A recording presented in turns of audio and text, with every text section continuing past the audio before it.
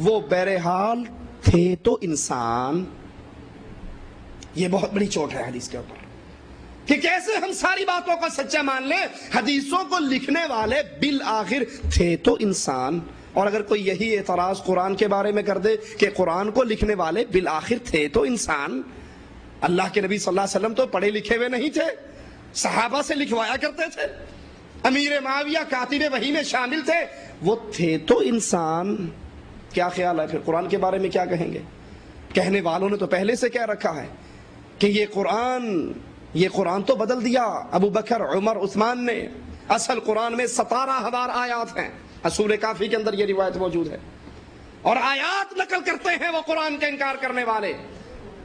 یا ایھا الرسول بلغ ما انزل الیک، کہتے ہیں یہ آیت یوں نہیں، یہ اصل میں آیت تھی یا ایھا الرسول بلغ ما انزل الیک فی ولایت علی. وہ تو کہتے ہیں کہ قرآن کو بدل دیا. اگر یہی معیار احادیث کے رد کرنے کے لیے ٹھیک ہے کہ حدیث لکھنے والا محدث ہو، صحابی ہو، تابعی ہو، اس کا شاگرد ہو، بہرحال انسان تو تھے، انسان سے غلطیاں تو ممکن ہیں، تو کیسے تسلیم کر لیا جائے تمام کی تمام روایات کو؟ تو اگر یہی اصول قرآن حکیم کے لیے پیش کر دیا جائے تو کیا جواب ہوگا؟ قرآن لکھنے والے بھی تو آخر انسان تھے. عثمان نے ساری امت کو ایک کتاب پہ اکٹھا کیا، ایک روایت پہ اکٹھا کیا. حضرت عثمان بھی تو انسان تھے، صحابہ کرام بھی تو انسان تھے. تو کیا اسی بنیاد اور اساس کو لے کر پھر انکار کرنے والے قرآن کی آیات کا انکار نہیں کریں گے؟ 359 صفحہ پر اسی تفہیمات حصہ اول میں کہتے ہیں بہت ممکن ہے جس روایت کو وہ متصل السند قرار دے رہے ہیں وہ در حقیقت منقطع ہو اور انہیں یہ معلوم ہی نہ ہو سکا ہو کہ بیچ میں کوئی ایسا مجہول الحال راوی چھوٹ گیا جو سیکھا نہ تھا. اسی طرح یہ بھی ممکن ہے کہ جو روایتیں مرسل یا منقطع ہیں اور اس بنا پر ان کے اعتبار سے گری ہوئی ہیں، ان میں بعض راوی سیکھا آگے ہو اور وہ بالکل صحیح ہو. اور ایسے ہی بہت سے امور ہیں جس کی بنیاد پر اسناد جرح و تعدیل کے علم کو کلیتاً صحیح نہیں سمجھا جا سکتا. ممکن ہے محدثین ایک حدیث کو ضعیف کہیں اور انہیں پتہ ہی نہ لگا ہو وہ حدیث صحیح ہو. ممکن ہے محدثین کسی حدیث کو صحیح کہیں اور ان کے اندر کوئی کذاب اور جھوٹا مل گیا ہو اور ان کو پتہ ہی نہ لگا ہو. 360 صفحے پر کہتے ہیں محدثین کا خاص موضوع اخبار و آثار کی تحقیق بلحاظ روایت کرنا تھا، اس لیے ان پہ اخباری نقطہ نظر غالب ہو گیا. وہ روایات کو معتبر یا غیر معتبر قرار دینے میں زیادہ تر صرف اسی چیز کا لحاظ فرماتے کہ اسناد اور رجال کے لحاظ سے وہ کیسی ہیں.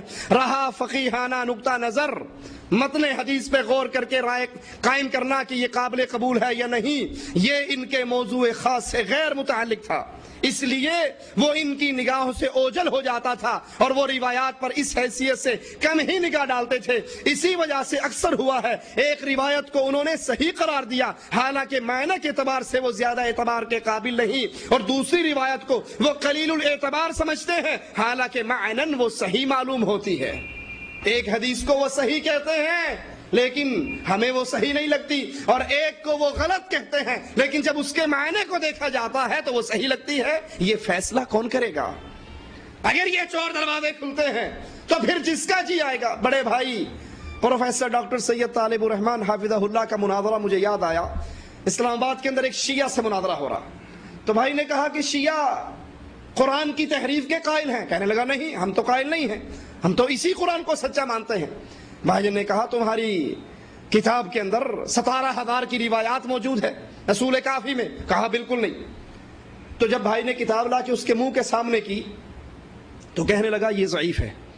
بھائی نے کہا ٹھیک ہے ماشاءاللہ آپ کلام کرو، اس کی روایت پہ کلام کرو، اس کی سند پہ کلام کرو. کہا لا لا لا لا، وہ کہتا عراقی شیعہ تھا، وہ کہنے لگا ایسے نہیں، سمجھے نہیں تم ہمارا نظام اہل سنت والا نظام نہیں ہے. ہمارے ہاں سندن یہ روایت صحیح ہے، عقلن یہ روایت ضعیف ہے. ہماری عقل میں نہیں آتی، ضعیف ہے. کیونکہ اگر سند پہ کلام کرنے لگے تو ان کے پلے بچے گا کیا؟ ان کا تو 3 حصہ ویسے ہی کنڈم ہو جائے گا. میں کہا نہیں، سندن بالکل ٹھیک ہے، اس میں کوئی راوی جھوٹا نہیں ہے، لیکن عقل نہیں مانتی اس بات کو، لہذا یہ عقلن ضعیف ہے. سید صاحب فرما رہے ہیں کہ ایک روایت کو محدثین بالکل صحیح قرار دے رہے اور ہمیں وہ معنی کے اعتبار سے صحیح نہیں لگتی، اور ایک کو ایک کو وہ کنڈم کر رہے ہیں، لیکن جب معنی دیکھتے ہیں تو معنی کے اعتبار سے وہ بالکل صحیح لگتی ہے۔ اب وہ کسوٹی کون سی ہے جس سے پرکھا جائے کہ محدثین نے تو ضعیف کہہ دی، من گھڑت کہہ دی، لیکن یہ من گھڑت نہیں، بالکل صحیح ہے؟ کہتے ہیں معاذ اللہ اس کے یہ معنی ہرگز نہیں کہ یہ لوگ کسی حدیث کو صحیح جان کر اس سے انحراف کرتے تھے، نہیں، بلکہ اصل معاملہ یہ تھا ان کے نزدیک صحت حدیث کا مدار صرف اسناد پر نہ تھا بلکہ اسناد کے علاوہ، اپنے بزرگوں کے بارے میں کہتے ہیں، فقہا کے بارے میں، کہ وہ اسناد کے علاوہ ایک اور کسوٹی بھی تھی جس پر احادیث کو پرکھتے تھے، جس حدیث کے متعلق ان کو اطمینان ہو جاتا کہ یہ حقیقت سے اقرب ہے، اسی کو قبول کر لیتے، خواہ وہ خالص محدثانہ نقطہ نظر سے مرجوح ہی کیوں نہ ہو۔ یہ دوسری کسوٹی کون سی ہے؟ ہم اس سے پہلے بھی اشارہ اس کا کئی جگہ پہ کر چکے ہیں کہ جس شخص کو اللہ تعالی دین اسلام کی سمجھ کی نعمت عطا کرتا ہے، اس کے اندر قرآن اور سیرت رسول کے مطالعے سے ایک خاص ذوق پیدا ہو جاتا ہے۔ دیکھیے راستے کیسے ہموار ہو رہے ہیں، ہر بندے کو یہ ذوق حاصل ہو جائے گا اور ہر بندہ پھر اپنی اینک لگا کے دیکھ لے گا یہ کتنے پانی کی حدیث ہے۔ قرآن و حدیث کے مطالعے سے ایک ذوق پیدا ہو جاتا ہے جس کی کیفیت بالکل ایسی ہے جیسے ایک پرانے جوہری کی بصیرت کہ وہ جواہر کی نازک سے نازک خصوصیات تک کو پرکھ لیتی ہے۔ اس کی نظر بحیثیت مجموعی شریعت حقہ کے پورے سسٹم پر ہوتی ہے اور وہ اس سسٹم کی طبیعت کو پہچان جاتا ہے۔ اس کے بعد جب جزیات اس کے سامنے آتے ہیں تو اس کا ذوق اسے بتا دیتا ہے کہ کون سی چیز اسلام کے مزاج کے خلاف ہے۔ حدیث سامنے آئے گی وہ بتا دے گا نہیں یہ عقلاً ضعیف ہے، بات تو ٹھیک محدثین نے اس کو صحیح کہا، لیکن اس کا اندر سے ذوق بول کر بتائے گا کہ نہیں یہ اسلام کی طبیعت کے مناسب نہیں ہے، اور بعض چیزوں کو وہ اسلام کی طبیعت کے مناسب سمجھے گا۔ روایات پر جب وہ نظر ڈالتا ہے تو ان میں بھی یہی کسوٹی رد و قبول کا معیار بن جاتی ہے۔ اسلام کا مزاج عین ذات نبوی کا مزاج ہے۔ جو شخص اسلام کے مزاج کو سمجھتا ہے، جس نے کثرت کے ساتھ کتاب اللہ اور سنت رسول اللہ کا گہرا مطالعہ کیا ہوتا ہے، وہ نبی اکرم کا ایسا مزاج شناس ہو جاتا ہے کہ روایات کو دیکھ کر، غور کیجیے ان جملوں پر، جو کثرت سے قرآن و حدیث کا مطالعہ کرتا ہے اس کا مزاج نبوی مزاج کے مطابق ہو جاتا ہے، پھر وہ روایات کو دیکھ کر خود بخود اس کی بصیرت اسے بتا دیتی ہے ان میں سے کون سا فعل میرے نبی کا ہو سکتا ہے، کون سی چیز سنت نبوی سے اقرب ہے۔ یہی نہیں بلکہ جن مسائل میں ان کو قرآن و سنت سے کوئی چیز نہیں ملتی،